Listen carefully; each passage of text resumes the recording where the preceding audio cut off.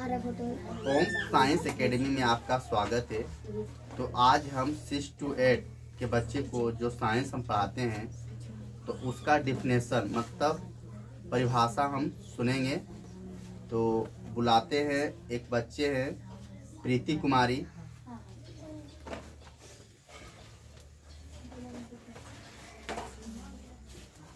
तो सबसे पहला है डिफिनेशन में परिभाषा की तत्व किसे कहते हैं? वह शुद्ध पदार्थ जिसे रासायनिक या भौतिक विधि द्वारा अलग नहीं किया जाता है उसे तत्व कहते हैं। मिश्रण किसे कहते हैं? जो दो या दो से अधिक तत्वों को अनिश्चित अनुपात में मिलाने से जो बनता है उसे मिश्रण कहते हैं। यौगिक किसे कहते हैं? वैसा पदार्थ जो दो या दो से अधिक तत्व को निश्चित अनुपात में मिलाने से जो बनता है उसे यौगिक कहते हैं।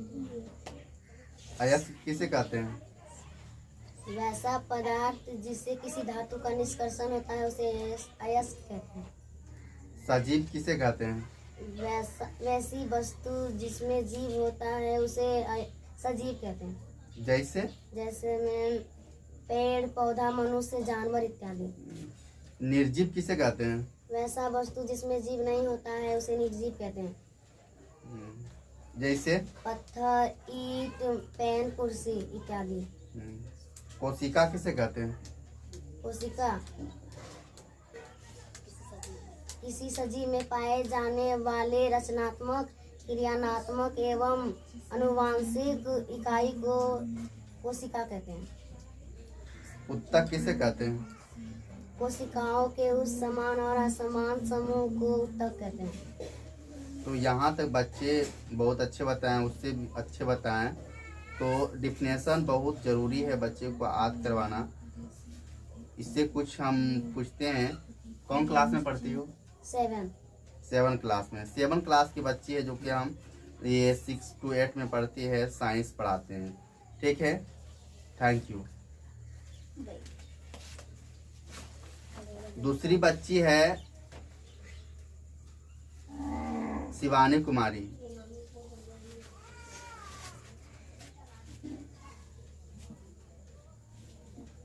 तत्व किसे कहते हैं? वह शुद्ध पदार्थ जिसे रासायनिक या भौतिक विधि द्वारा अलग नहीं किया जाता है उसे तत्व कहते हैं। मिश्रण किसे कहते हैं? मिश्रण जो दो या दो से अधिक तत्व को अनिश्चित अनुपात में मिलाने से जो बनता है उसे मिश्रण कहते हैं।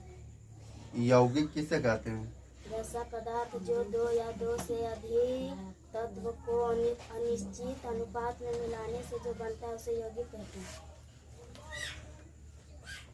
अयस्क किसे कहते हैं? वैसा पदार्थ जिससे किसी धातु का निष्कर्षण होता है उसे अयस्क कहते हैं।